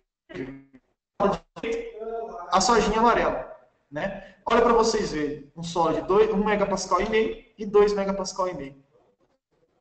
O que acontece com a produtividade? Gente, e não faltou água nessa região aqui, choveu bem. Mas quando chove bem, você tem compactação e filtra pouco. Falta oxigênio anaerobismo. Gente, fusário, é problema de compactação, risoctônia, macrofomina, nematóide, tudo isso está relacionado, né? Então a capacidade de anoxia de raiz aumenta. E também a questão de estresse térmico, refrigeração da planta, ok? Imagine vocês lá no Rio de Cuiabá, naquele calor lá, muito grande, com o pé dentro da água, com a cintura dentro da água, o corpo inteiro dentro da água. Qual situação você passa menos calor? Por isso é importante a gente começar a raciocinar isso.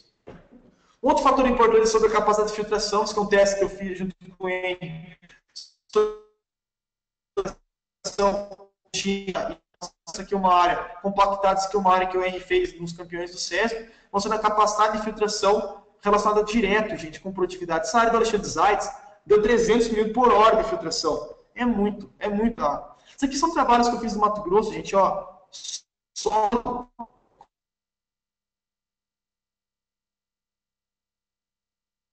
com infiltração, chover 2 mil milímetros, o solo nem na capacidade de campo entra. Por causa, não infiltra, a água escorre, a água evapora. É uma perda de água. Você, através da evaporação e escorrimento superficial, também pode ter erosão. E também a questão de anoxia, problemas de doença do solo. E o solo também tem capacidade de campo. Você perde o principal benefício que você tem no clima, que é a questão hídrica. Ok? Então, vamos continuar aqui. Aqui estão situações de impedimento físico e dinâmica de água, né? Só para vocês verem também que os campeões do CESBL é muito grande. Esse aqui é um modelo que eu botei junto com ele de correção do solo.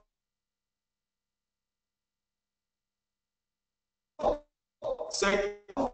Aqui nós temos balanço de íons, né?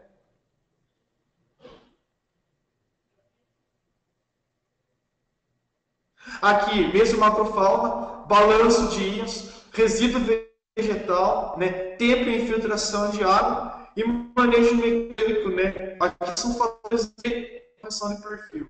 Né?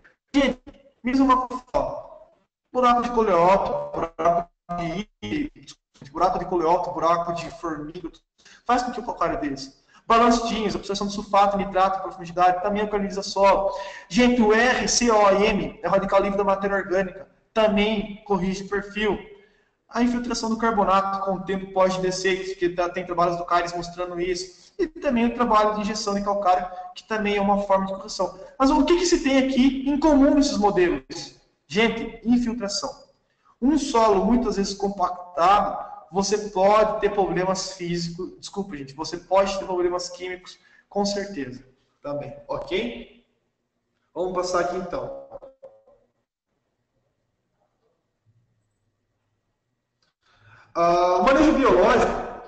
Manejo biológico é um fator importante também, é um dos pilares, né, que a gente vai discutir aqui, né? Ciclo biogeoquímico, biossólidos. O trabalho do professor Andreotti, que ele fez mostrando a eficiência da beta-glucosidade nas áreas, aqui foi rodada estatística multivariável, mostrando que isso também pode ser um grande indicador de biologia do solo, né? Essas enzimas elas estão relacionadas ao ciclo de carbono, né? Então eu acho que é um trabalho bem interessante que tem que ser mais explorado. Aí tem um trabalho do Marshall também, mostrando a relação eficiência radicular. Muitas vezes você tem um solo eutrófico, um solo com índice de compactação baixo, infiltração alta, mas um solo descoberto. Um solo sem palha. Olha o que acontece. Você também perde eficiência radicular. Lembrando que para o risóbio, a temperatura está 36 graus. Né?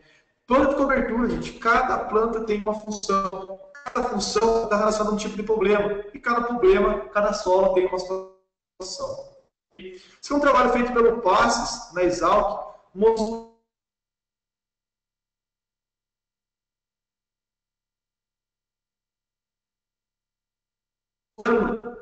a compactação sozinha.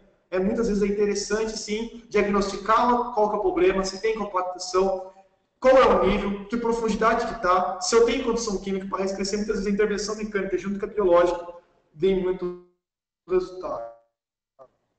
Sabe que eu mostrei que é o que vem complementando o slide anterior. Muitas vezes é um caminho.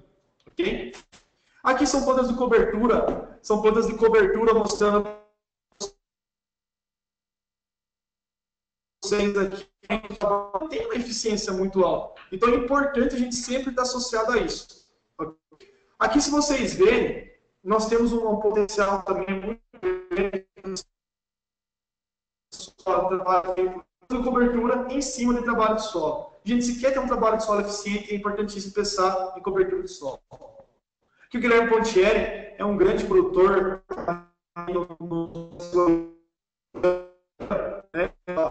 vem trabalhando muito com braquiária lá, manejo físico de solo, químico e biológico, importantíssimo. Ok? Crescimento reticular, isso aqui são áreas, ó. Isso aqui é uma das áreas do Guilherme, altíssimo, eu tenho 1,85 m, aqui tenho que 1 metro para cima de mim, que provavelmente 2 metros, mais de 2,5 metros de raiz de soja, né? Mostrando o potencial de situação que tem. Isso aqui são situações no campo, olha para vocês aqui que bonito.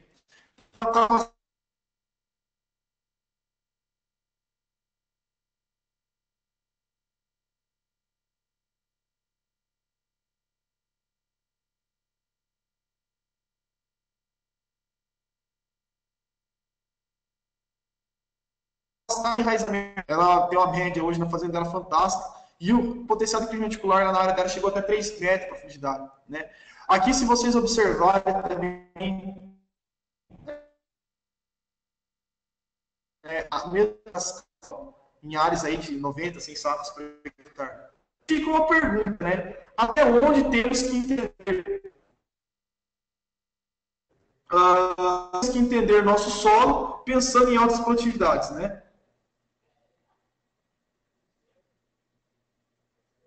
Até onde temos que entender nossos solos, né, pensando em altas produtividades. Vocês me perdoem pela internet, porque eu estou em Formosa e realmente está dando uma falhada aqui. Mas vamos tentar tocar assim, ok? Esse é um trabalho feito pelo Henry e pelo Ernesto.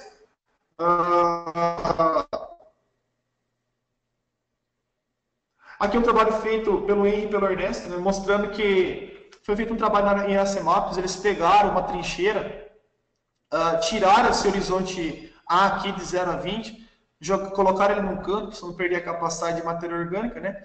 E misturaram calcário em diferentes profundidades, em 20, 50, 1 metro e 200 centímetros.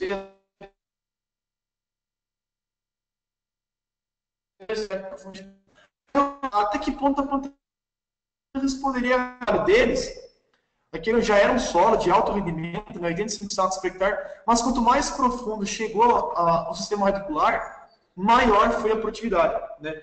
E eu vejo que isso aqui é um fator importante, gente, quando se fala em produtividade, pensando que, poxa, até onde a gente conhece realmente produtividade? Se até 2 metros de profundidade se define ambiente de produção. Eu não estou falando para corrigir 2 metros de profundidade, estou falando que a planta responde 2 metros de profundidade. Então, no mínimo, o que nós temos que fazer? Entender esse ambiente, ok? Aqui é um trabalho da doutora Tereza, né, mostrando que eu tenho aqui um potencial hídrico na folha de menos meio megapascal e menos 3. Gente, olha aqui, menos meio megapascal, a eficiência da ATP é altíssima. Mas quando eu caio para menos 2, menos 3, que muita gente tem essa capacidade de campo em estresse hídrico e estresse térmico, é o que acontece muitas vezes. Né? Estou mostrando a capacidade da planta com aquele sistema radicular profundo trabalhar com esse potencial hídrico aqui, ok? Pessoal, isso aqui é só para finalizar o projeto que eu estou com a base.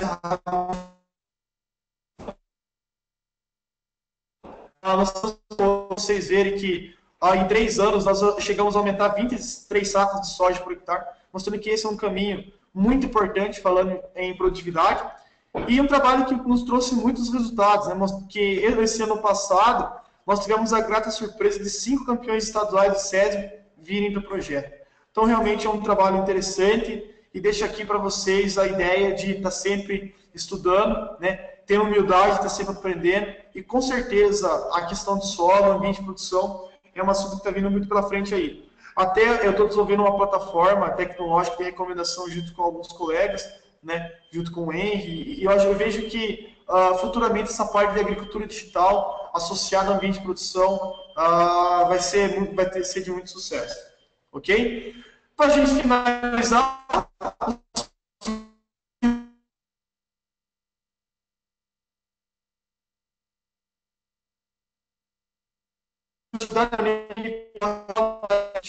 ok, pessoal?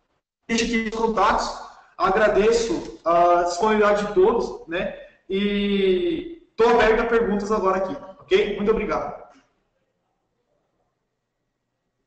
Maravilha, João. Muito obrigado. Cara, o pessoal gostou bastante desse webinar. E agora a gente vai para as perguntas. Caso você consiga ir aí arranjar algum jeito de achar onde fica o roteador e ficar mais perto, aí eu agradeço e dá um minutinho para você se arrumar aí enquanto a gente vai para as perguntas. Caso não dê...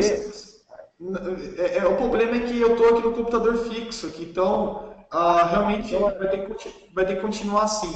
Tem como você ligar a minha webcam aqui? Tem, vamos lá. Eu vou ligar a sua webcam, vou pegar de volta a apresentação aqui e a gente já parte para as perguntas do pessoal. Só um minutinho. Ok.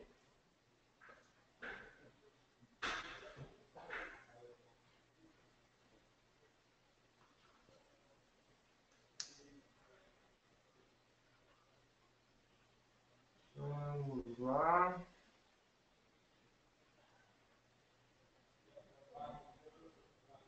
Acho que você consegue ligar daí, João. É só clicar no botãozinho da imagem aí. Isso, já cliquei. Já clicou? Beleza, está aparecendo agora. Então vamos lá, eu vou para a primeira pergunta. Só um minutinho também. Aí vamos para as perguntas do pessoal. Pessoal, enquanto eu vou fazendo as perguntas, vocês podem mandar outras perguntas também, beleza? Vamos lá. Se alguém quiser mandar...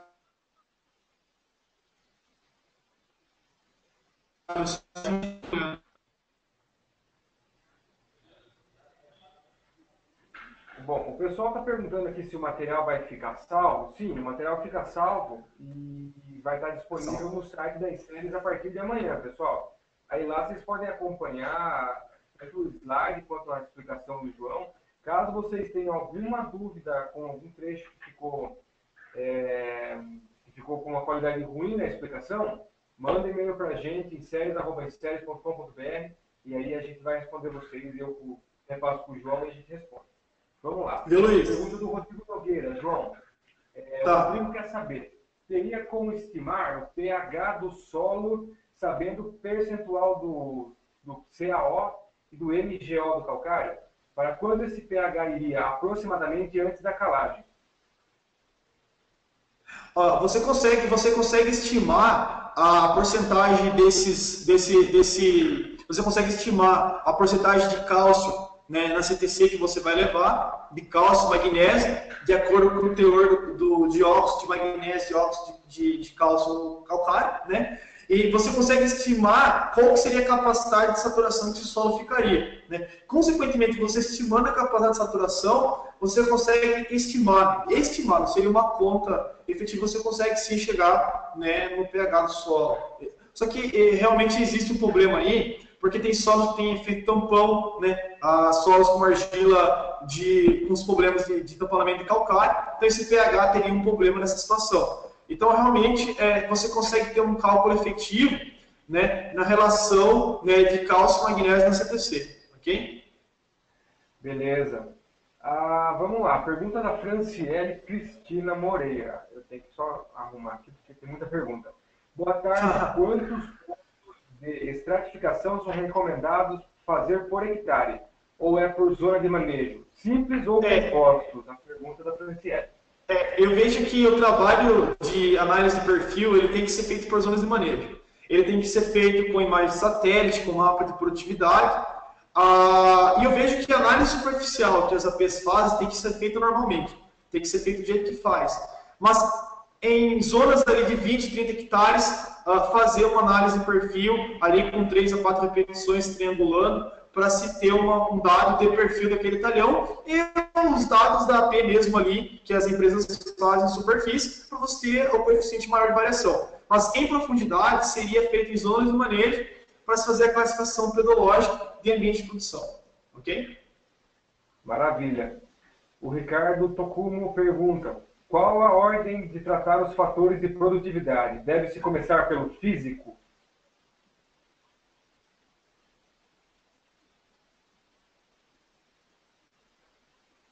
João, está me ouvindo? Acho que vai ter que explicar de novo, porque deu uma travadinha no áudio. João, pode seguir. Eu vejo que tem a mesma importância. Pensando que o manejo químico, físico, biológico do solo, o que estiver faltando no seu solo será o limitante. É a lei do mínimo, ok? Então, o ambiente químico, o ambiente físico, o ambiente biológico tem que ser tratado com a mesma intensidade, ok? Pergunta do Átila Alves. A aplicação do gesso agrícola pode auxiliar na descompactação do solo?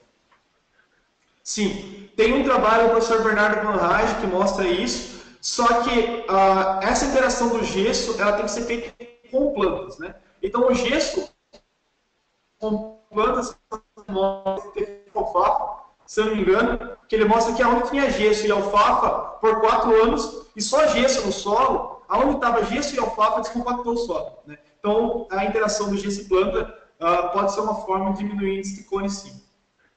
Maravilha. O Diego falou que gostou muito da apresentação, o Lauro também, o Igor também deu parabéns para você, João, e o André mandou uma pergunta. João, após fazer um trabalho no solo para a reestruturação dele, quanto tempo o solo irá responder com elevadas produtividades? O André quer saber. Isso aí é muito relativo, mostrando que a produtividade é um fator muito complexo. Mas eu vejo que trabalhando no solo, construindo um ambiente correto de produtividade, químico, corrigido, físico, adequado e biológico ativo, a chance de você ter um solo de alto rendimento é muito grande. Mas aí tem os outros problemas, que é plantabilidade, qualidade de semente, manejo sanitário, nutricional, clima, temperatura, luminosidade, tudo isso vai afetar. Mas o solo, todo bem construído, você tem um grande caminho para se chegar em alta produtividade. Muitas vezes em 1 ano você consegue isso, muitas vezes em 4, 5 anos. Né? Depende de como você vai fazer esse trabalho. Beleza. O William Big quer saber, João, entende-se bem que a base solo literalmente sustenta as altas produtividades. O que você acha do uso do microgel continuamente associado às práticas agrícolas que você propõe, como condicionador de solo? Gente, eu particularmente não gosto muito de me envolver na questão comercial, assim, eu não falo muito de produtos em si, né? Mas é um condicionador de solo, ele pode ser utilizado sim, vai trazer benefícios, eu acho que tem que observar os trabalhos regionais, mas como um condicionador de solo, né, ele tende a trazer benefícios na parte biológica. Mas como eu falei, eu não me envolvo na parte comercial, então eu não posso estar falando sobre o produto específico, né? Sobre o manejo em si. Se você aumenta a parte biológica do solo, você vai melhorar a produtividade. Maravilha. Pergunta do Rafael Varanda. Boa noite. Em agricultura de encerrado, qual é a melhor forma de se trabalhar o perfil do solo? Primeiro ponto, Rafael, você tem que diagnosticar o problema. Qual é o problema que você tem no seu talhão? Eu tenho problema físico, tenho problema químico, tenho problema biológico, tenho ambos. Primeiro ponto, antes de mais nada, diagnóstico. Você diagnosticou bem o seu problema, aí você parte para a solução do problema. E eu acho que, gente, hoje não tem como se falar em construção de ambiente de produção sem um diagnóstico correto. Então eu vejo que é o que se falta hoje, pensando em construir um ambiente de produção do cerrado. Mas os conceitos são correção do solo, parte química, calcário, gesso, planta de cobertura, rotação de cultura. Eu acho que tudo isso, manejo de implementos, eu vejo que é muito interessante a gente pensar também em tráfego dirigido, controlar tráfego na área, né, calibrar pneu de colhedeira, utilizar uma livragem menor. Cuidados mesmo nesse sentido, que com certeza a produtividade no cerrado vai aumentar. Maravilha. Pergunta do Alain Martelli. Existe algum método eficiente para o processo de descompactação que não seja o mecânico? Diego, né? Alain. Primeiro ponto, você tem que diagnosticar o problema. Tem compactação? Tem. Eu tenho compactação na minha área com um nível de intensidade X, por exemplo. Eu tenho que saber se eu tenho compactação, primeiro ponto, em que profundidade está, segundo ponto, em que intensidade ele está. Né? Eu sabendo isso, que seria um diagnóstico, a gente vai cair no diagnóstico novo, dependendo do nível de compactação, você consegue resolver com plantas, né? Com braquiária, muitas vezes, com feijão bandu, com plantalaia, muitas vezes um mix de todas elas. Mas primeiro ponto, tem que saber que intensidade está. Se tiver um nível de compactação muito alto, muitas vezes só a planta não vai resolver. Aí é necessária intervenção física. Mas junto, no caso a intervenção mecânica, desculpa, junto com a biológica, com as plantas inseridas. E muitas vezes também a química junto com essas duas aí. Né? Muitas vezes uma gessagem junto com o trabalho de solo, do calcário.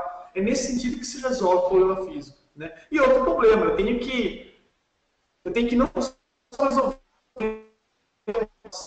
tem que aconteça novamente. Esse que é a solução. É fazer, resolver o problema, mas evitar que ele aconteça novamente. Aproveitando o gancho, eu vou fazer a pergunta da Regina. Ela fala assim, fiz o subsolador, plantei feijão e vou fazer safrinha. Aconselha fazer braquiária junto? Regina, se você fez o subsolador, plantou feijão, né? E provavelmente o feijão não tem essa capacidade sistemática para se manter o solo descompactado. Mas como você vai entrar com safrinha, se for margem de baixa atividade, essa recompactação demora um pouco mais, você, na minha opinião, não pode, você deve fazer o milho com braquiária. Só que você tem que tomar cuidado, principalmente em umidade, se a chuva vai cortar cedo, se o milho você vai estar fazendo mais cedo, né? Se esse milho está fazendo mais cedo, você tem mais disponibilidade hídrica, né? O problema do milho com braquiária é se faltar água, a braquiária pode passar o milho. O segredo do milho com braquiária é o sombreamento da braquiária pela cultura do milho, né? Então o milho realmente tem que vir muito vigoroso para fazer com que esse consórcio fique bem legal, ok? Pergunta do João Minoso. João, atuo no norte do Rio Grande do Sul e aqui temos talhões desuniformes por questões físicas, profundidade e altimetria. Como você trata definições de zona de manejo dentro do mesmo talhão, como por relevo ou até mesmo baseado em NDVI? Tudo isso pode ser definido no ambiente de produção. Eu vejo que o NDVI ele diagnostica a zona de manejo, aonde eu produzo mais, aonde eu produzo menos. Agora, saber por que eu produzo mais e saber o porquê que eu produzo menos, depende desse diagnóstico local, ok? O Cristiano Della Piccola. Parabéns pela excelente palestra, João. E ele fala, você citou bastante sobre o ambiente químico para o crescimento das raízes. Espera só um minutinho que eu perdi aqui a pergunta, gente. É muita pergunta. Espera aí. Vamos lá. Não, vamos, eu estou com tempo aqui. Vamos lá. Você citou bastante sobre o ambiente químico para o crescimento de raízes. A pergunta, como enfrentar baixas quantidades de P em profundidade? Resposta. O fósforo, é o seguinte, eu vejo o fósforo em profundidade não como uma saída. Se você pega os campeões de produtividade, o fósforo deles é alto até 20 centímetros. Lembrando que a planta tem a relação os trabalhos aí mostram a questão de produtividade relativa. Chega um ponto que o fósforo não vai responder mais em produtividade. Quando se fala em raiz do perfil, se fala o quê? Em carboidrato, em manter estômago aberto, refrigeração da planta, assimilação de N, questão do nitrato, tudo isso. Fala fósforo no perfil, eu enxergo não com muito bons olhos por causa da seguinte situação, para dar oxigênio. Se faltar o oxigênio, lembra que eu mostrei lá no privado Novaes, no privado Martin, o fósforo fica indisponível se faltar oxigênio. Então eu vejo que o fósforo, primeiro ponto, tem que ter água. Então você tem que colocar em uma profundidade que tenha água e que tenha oxigênio. Então colocar o fósforo para 60 centímetros de profundidade eu não enxergo como um conceito agronômico viável. Eu vejo que se for fazer o fósforo, é interessante, 15, 20 centímetros, mais do que isso eu não vejo necessidade. Pensando também na diferença de oxigênio e na disponibilidade de nutriente, né? E também na questão, né, da disponibilidade, a planta vai responder que é a relação de produtividade relativa, ok? Pessoal, tá dando alguns cortes na conexão aí. Não se preocupem com relação a isso nas perguntas, porque a gente vai mandar as perguntas para o João depois e vamos publicar um artigo no blog com todas as respostas, ok? Até as perguntas que a gente não conseguir fazer aqui hoje ao vivo, a gente faz depois um artigo para vocês acompanharem junto com um webinar gravado. Vamos fazer aí as últimas perguntas, pessoal. Posso seguir, João? Eu só perguntei que durante a apresentação cortou bastante, deu para entender o conceito? Alguns pontos cortou, mas foi assim, foi tipo 2 ou 3 segundos, não foi por muito tempo. Então pode ficar tranquilo com relação a isso daí. E daí o pessoal também, se teve dúvida nos slides, pode mandar e-mail para a gente ou mandar pergunta aqui, que fica tudo registrado. E vai ficar disponível. Pergunta da Luanda. Isso. Pergunta da Luanda. Luanda fala, o gesso pode auxiliar a descida do calcário caso ambos não sejam incorporados? Você sugere que sejam aplicados de forma separada ou misturados? Olha, gente, essa questão do gesso e calcário é um negócio complicado. Eu vejo que é o seguinte, primeiro ponto, para sendo só falando no caso seria do calcário, sem ter infiltração. O gesso não desce se não tem infiltração. Então, primeiro ponto, qual é seu nível de infiltração? Você tem porosidade no solo? Você tem difusão de oxigênio no solo? Beleza. Esse é o primeiro passo para se falar em correção de perfil. Segundo, o gesso vai auxiliar, sim, em alguns conceitos. Né? O gesso no perfil ele vai ser importante pela disponibilidade de cálcio, muitas vezes a questão de alumínio, a questão do 90%. Né?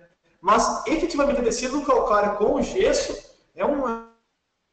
É mito que verdade, entendeu?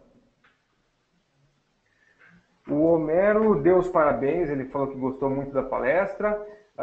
E o Diego pergunta, João, o que você me diz sobre adubar as culturas baseando em sua estação? Eu acho que é lógico, né? Você tem, geralmente a adubação nossa hoje é extração e exportação, né? Mas eu vejo que o conceito que tem que se ter de adubação é o seguinte, gente. Eu vejo que se tem que adubar culturas como um sistema, né? Essa palavra adubação do sistema é uma palavra até bonita, né? Mas a adubação que não é errada. Só a situação do ser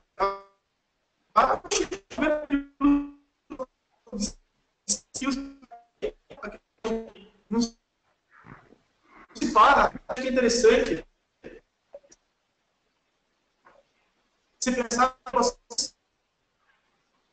seu sistema.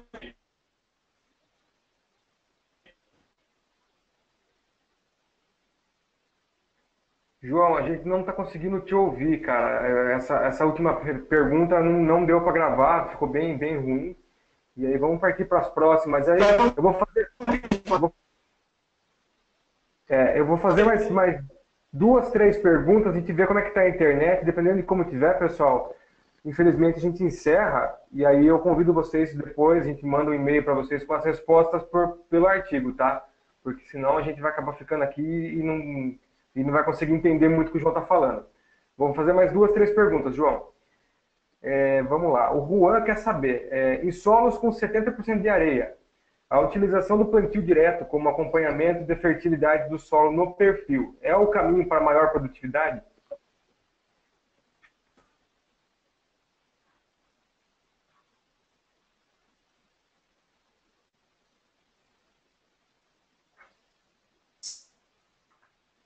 Você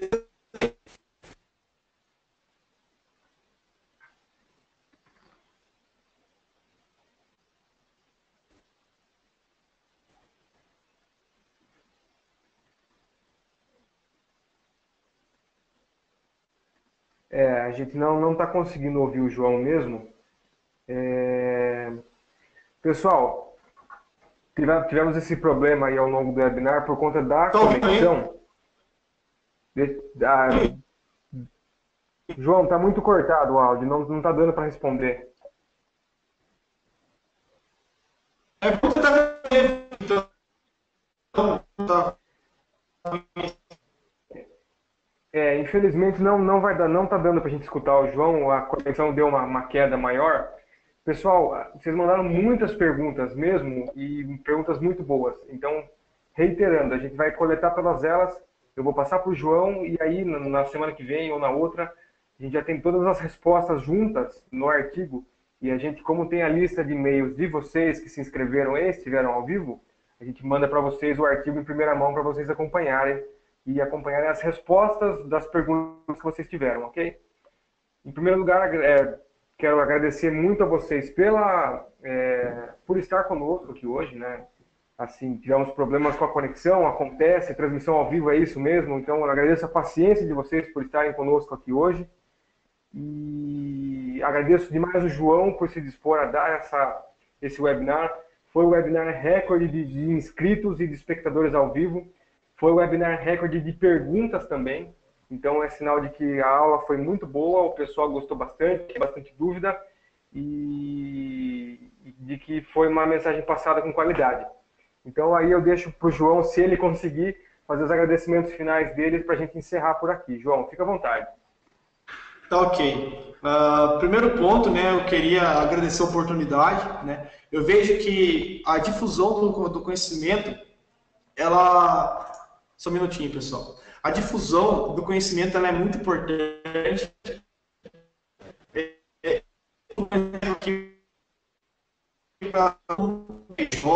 Se isso não existe como você poder influenciar, tem que se dedicar muito, né?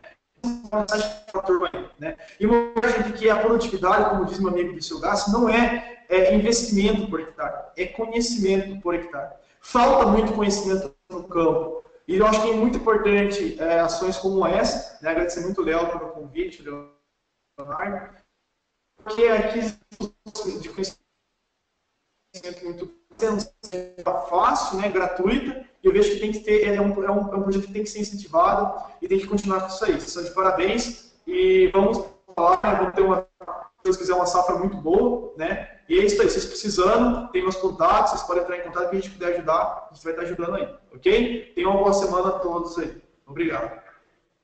João, muito obrigado. Aí, acho que eu tive uma ideia melhor ainda. Além da gente responder por artigo, acho que a gente podia marcar e fazer uma gravação, eu e você, para a gente pegar as perguntas e você responder em vídeo também. Acho que seria interessante a gente alinhar isso daqui na próxima semana aí. Tranquilo? Pode ser, pode ser, pode ser. Maravilha, porque o pessoal acabou de mandar muito mais perguntas, então a gente já passou das 100 perguntas aqui, a gente vai ter que fazer um vídeo novo e com certeza vamos ter, acho que uma segunda parte desse webinar em breve aí, e a gente espera contar com você em breve também, como retornando como nosso webinarista aí, João.